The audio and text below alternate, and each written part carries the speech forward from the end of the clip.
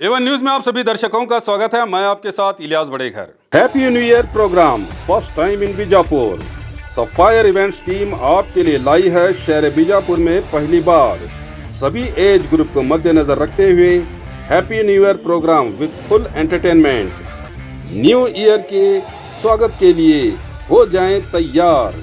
Address Begum Talab road, Kannan function hall ground, Bijapur.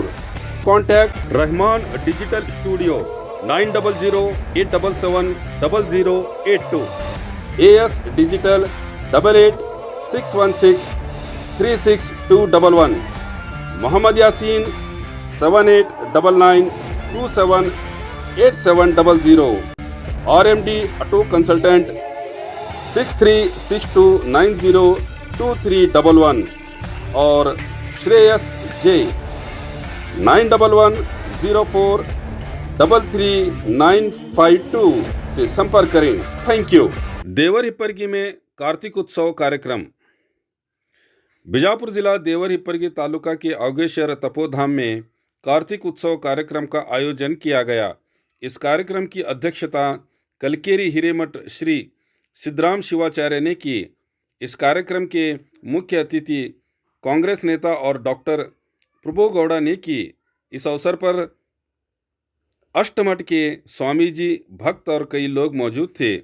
यह हमारे संवाददाता महबूब गुंदकल की रिपोर्ट।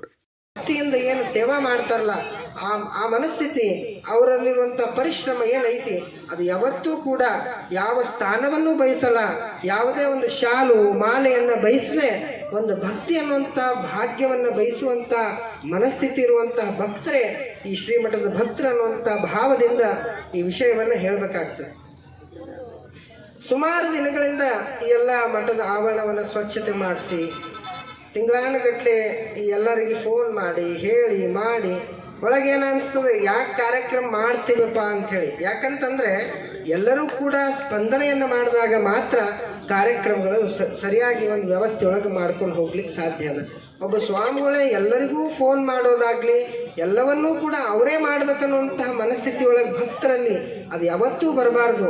ಎಲ್ಲರಲ್ಲೂ ಕೂಡ ಭಾವದಿಂದ ಭಕ್ತಿ ಬಂದಾಗ ಈ ಕಾರ್ತಿಕ ದೀಪೋತ್ಸವ ಏನು ಕಾರ್ಯಕ್ರಮ ಮಾಡ್ತೀವಲ್ಲ ಆ ಕಾರ್ಯಕ್ರಮದ ಪ್ರತಿ ಒಂದು ಫಲನೂ ಕೂಡ ಎಲ್ಲರ ಮನೆಗಳಿಗೆ ಮುಟ್ಟಿ ಭಗವಂತನ ಆಶೀರ್ವಾದ, ಶ್ರೀ ಆವುಗೇಶ್ವರ ತಪೋಧಾಮ ಪರದೇಶಿ ಮಠದ ಲಿಂಗೈಕ್ಯ ಎಲ್ಲ ಗುರುಗಳ ಆಶೀರ್ವಾದ ಎಲ್ಲರ ಮನೆಗೆ ಆ ಜ್ಯೋತಿಯ ಮುಖಾಂತರ ಹೋಗಿ ಅವರ ಬಾಳೊಳಗೆ ಏನು ಕತ್ತಲೈತಲ್ಲ ಅದೆಲ್ಲ ಕಳೆದೊಳಗು ಬೆಳಕನ್ನು ಮೂಡಿಸಿ ಸುಜ್ಞಾನದೊಂದಿಗೆ ಆ ಭಕ್ತಿ ಅನ್ನುವಂಥದ್ದು ಮೂಡಿಕೊಂಡು ಅವರ ಮನೆಯೊಳಗ ಮುಂದಿನ ದಿನಮಾನದೊಳಗೆ ಒಳ್ಳೆಯ ಕಾರ್ಯಗಳಾಗಿ ಅವರೆಲ್ಲ ಸುಖ ಶಾಂತಿ ನೆಮ್ಮದಿಯನ್ನ ಕರುಣಿಸ್ಲಿ. ಏನು ಕೇಳ್ತೈತೆ ಅದನ್ನು ತಿನ್ಕೋತ ನಾವೆಲ್ಲರೂ ಅನಾರೋಗ್ಯ ಪೀಡಿತರಾಗ್ತಾ ಇದೀವಿ. ಮಕ್ಕಳು ಹಠ ಮಾಡ್ತಾವಂತ ಹೇಳಿ ಅದನ್ನ ಅವ್ರು ಏನು ಕೇಳ್ತಾರೆ ಅದನ್ನೆಲ್ಲ ಕೊಡಿಸಾಕ್ತೀವಿ. ಯಾಕಂದ್ರೆ ನಾವು ಅಳೋದು ನಿಂದಿಸಿ ಸಾಕಾಗಿರ್ತದೆ. ನಮಗೆ ಟಿ ವಿ ನೋಡ್ಬೇಕಾಗಿರ್ತದೆ, ಇಲ್ಲ ಮೊಬೈಲ್ದಾಗ ನಾವು ಏನಾರ ಪಿಕ್ಚರ್ ನೋಡುವ ಅವಸರದೊಳಗೆ ನಾವು ಇರ್ತೀವಿ.